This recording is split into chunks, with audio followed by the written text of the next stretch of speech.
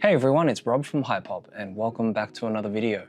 In this one, we have a brand new light. This one here is from Neewer. This is the Neewer HB80C RGB LED light.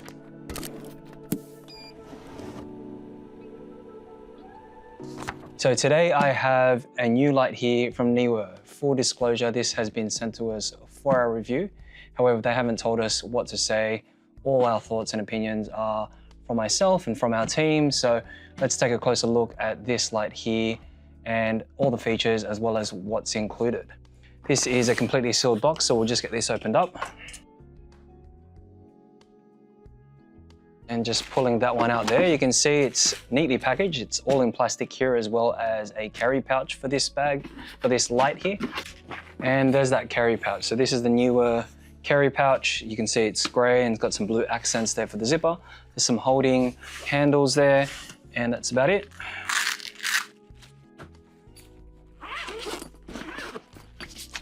And on the inside there, we have a foam cutout, and inside we have the user guide here.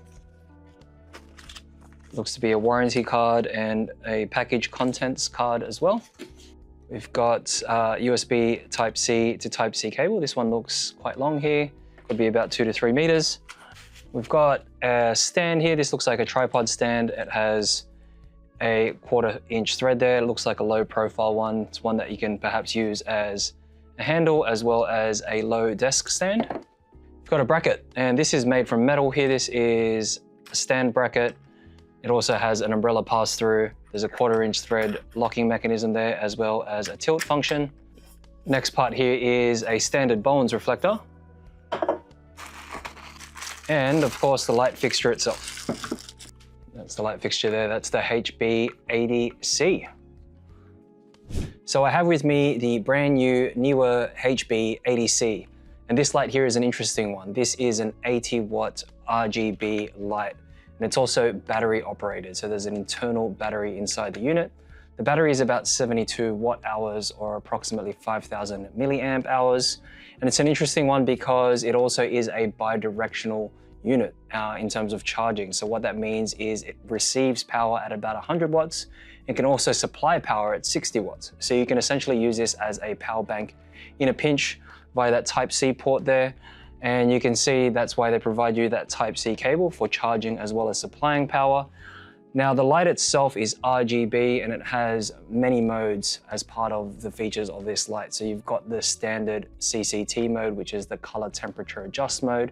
You can go from 2500 Kelvin all the way up to 7500 Kelvin. You have the RGB function, and that RGB is an RGB CW because you can actually adjust the cold and warm tones as well.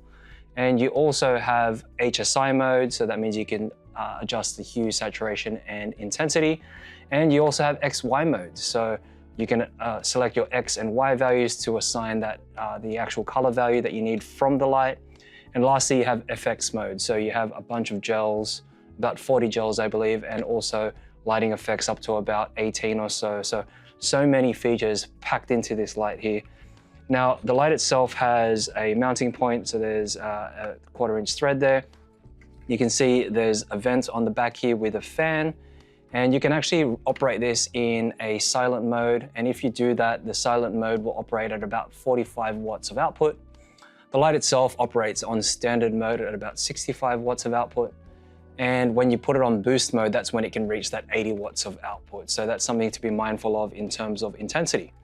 The light itself emits about 3,700 lux when it's bare bulb, just like this, or about 10,000 plus lux at 1 meter when operating it with a reflector like this. Now, the great thing about this light is it's an actual full Bowens mount. So you can see here, this is a Bowens reflector, and I've just mounted that directly to the light just like that. So what I can see from this light so far is that it's jam-packed with features. It's also a full-size Bowens mount, which gives you a lot of versatility with modifiers, and it's quite compact and portable. So it really is one of those all-in-one lights. On the back here, you can see there's a few buttons and a nice dial, as well as a screen. More cooling vents on the top, cooling vents on the side, and a few more on the other side, as well as the on-off switch and the charging port. So all in all, I think this light is a really neat fixture. Neewer also have the ability to operate this light via 2.4 gigahertz wireless frequency with their app. So you can actually control that via app, whether that's Bluetooth or 2.4 gigahertz wireless. So that's a great option as well. So let's take a closer look at how to mount this stand here to the bottom. All you need to do is simply screw that there. And you actually have a few locking points for the stand. So you have a higher position just like that. And you can rotate the wheel at the bottom here when you close that up if you'd want it lower down as well. So down like that or slightly higher.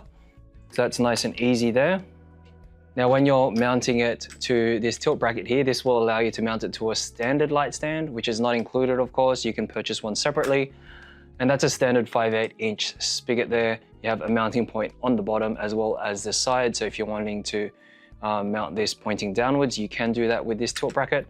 The tilt bracket does allow for that umbrella as well. So if you're just wanting to use this with a simple lighting modifier like an umbrella, like a diffuser umbrella as an example, you can do that with this bracket. Otherwise, if you just want it upright like this and say you want to put a small modifier such as a reflector or even a small softbox, then you might get away with this desk stand here. Okay, now I have it mounted to this desk mount here as well. So turning this on really quickly, just flicking that switch on the side, you can see immediately I've got that color screen there, which is really nice. I can toggle between the different modes here. It's nice and easy to look at, and you can also jump into the menu. So the menu here, you can see that you've got an infinity channel, and the infinity channel essentially is the channel that you can set it to from 0 to 99. So you can adjust and group lights, so you can have them on all the same group if you want to control groups of lights. You've got the infinity reset if you're wanting to reset the device if it's been paired to something and you just want to reset that and pair it to a new device. You also have what we call dimming curves. Now, dimming curves is a way on how to scale the light intensity depending on the mode that you select here or the curve that you select. So you've got more of a linear. So if you want to go linear and just go at a constant rate in which to increase intensity, you can do that. Or you've got S-curve or logarithmic or exponential. So logarithmic, you can see it scales up a lot faster in terms of intensity and then kind of flattens out. So the intensity is a lot more fine-tuned at the higher end. And exponential, you can see it actually is a lot more fine-tuned at the lower end, and it scales up really quickly towards the high end there. So using those dimming curves is more of an advanced tool that we see in more advanced lights. So it's good to see that that's in here as well. Now you've also got the power here. You've got 65 watt. You can see that's what power delivery it's giving. You can reset all the settings, and it also has the mode, and that's in menu. Now this other button is temperature mode, and all you can see is the actual temperature of the unit itself, which is actually a handy feature to have. You can monitor this throughout the shoot and see how hot this fixture is actually getting. And that's important to see if it overheats, especially if you're going no fan mode. So if you're going on that mute mode where it only is outputting 45 watts, you might actually need to monitor the temperature there. You can see it's gone up a degree already, having done that. This right bottom button is the fan. You can toggle the fan there. So you can see the fan at the top there changes to standard mode, boost mode, and you can also toggle it off completely as well. And that'll just limit you to that 45 watts. Now we're going through the modes. The modes are fairly easy to control. You can see you can just dial in your CCT, your intensity, and also your green magenta color shift of plus or minus 50. Now this light fixture actually has a really high CRI rating and a TLCI rating. So it's 95 CRI and 97 TLCI. So nice and accurate light when you're using your CCTs here. And controlling it is quite easy. You just use this dial here, and this dial is also a press down dial. So that means you can toggle between each option on the screen that presents itself using the press down, and then just scale up or down in terms of the output. So I'm doing intensity right now. CCT, like as mentioned, 2500 Kelvin all the way up to 7500 Kelvin. Next mode here is your hue, saturation, and intensity, the HSI mode, and that brings you straight into an RGB mode. So you can see that's a bluish purple kind of light currently, and you can adjust the hue from 0 to 360 degrees, and that there's a color chart online if you want to take a look at that, but that pinpoints the type of color that you're after. Then how saturated you want that color from 0 to 100. So if you want it full saturation, then you want it at 100, and then also the intensity, which is just the output of the light. And jumping into mode, so you've got all these different lighting effects, party mode, 18 as mentioned. You've got party mode, you've got fireworks, TV. These are really fun effects to be used in filming in most cases. So if you're filming a scene, for example, and you're wanting to replicate a particular look, you can use the effects. Next mode here are the gels. So you can actually toggle through different types of gels. You've got about 40 to select from, so that's really cool. These are presets. So you can see here, if you wanted to preset at certain CCTs, if you wanted to say replicate a 10,000 Kelvin look, although this light fixture doesn't have 10,000 Kelvin on the CCT mode, you can still obtain it via this gel presets here because it in fact is an RGB light, so it can kind of replicate that look for you, that more blue tint. And you have, say, a nighttime mode, which is 8,000 Kelvin. And you can see there's quite a few presets there to choose from, as well as toggling between the intensity as well. Then from there, you've got Lee and Rosco filters. So you've got quite a few different preset Lee and Rosco filters. Once again, these are fairly advanced settings. Lee and Rosco filters are, numbered, and they basically can be replicated, especially if you have different light fixtures not from the same brand. So if you've got another light fixture that's using a Lee or Rosco filter, and you're wanting to replicate that exact filter, example 002, then you can do so without the need of using a filter because it's already built into this light here. You've got the Rosco, and you also have the XY values here. So as mentioned, we can dial in the XY values on this light to get the exact color or look of light that you're after. And of course, you've got the RGBWC. So you can see you can toggle your RGB values, but the difference here is the W and C. So how warm you want it from 0 all the way up to 255. And you've got the C value as well. So you can put the C value at 255. So as you can see, it's actually jam-packed with a lot of features in terms of the different modes and the light modes that you can get from this light.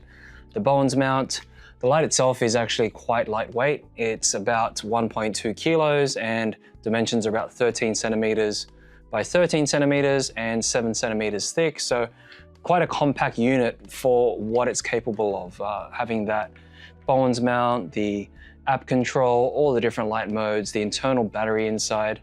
The majority of that weight would likely be that battery as well as the cooling system on the inside, such as the heat sink and the fan. But you can see they've reduced the size quite a lot with a unit just like this, and even with lighting modifier like a reflector on there, it's actually still quite compact there. So you can get this mounted up on, say, a boom or like a light stand all the way up without any concern because it is lightweight. And you have so many different options on how you can control this light and how you can use this light, whether that's product photography, filming videos, interview situations. You can put a lantern softbox on this and set this up as a quick makeshift light source, given that it is portable. So really competing with the likes of other brands such as Godox and Aputure. So Godox's equivalent light in about this range would be the ML60 Mark II or the ML100 Bi. And those lights will actually need external powering. So you need to power that with a cable. Another optional light from Godox would be their brand new RS60R or their MS60R. Those are 60 watt lights and they don't have a full Bowens mount on it. So this is a good alternative to that.